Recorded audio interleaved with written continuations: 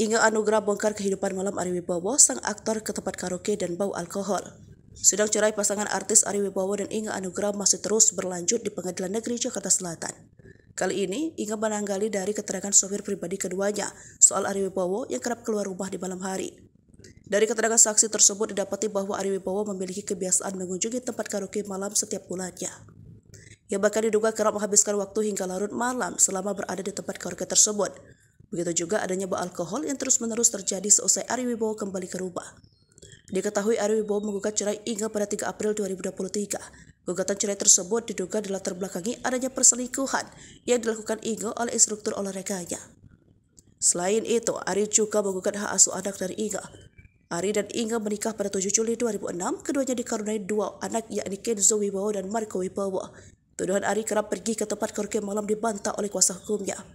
Haga Bangun menyebut kliennya Ari Wibowo hanya mencari referensi dari bisnis yang sedang dipersiapkan oleh suami Inga Anugrah tersebut.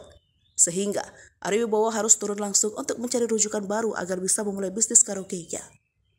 Dipastikan jika tuduhan tersebut tidaklah benar disangkakan terhadap Ari Wibowo. Begitupun terkait Ari Wibowo kerap mengkonsumsi minuman beralkohol seusai mengunjungi karaoke malam tersebut.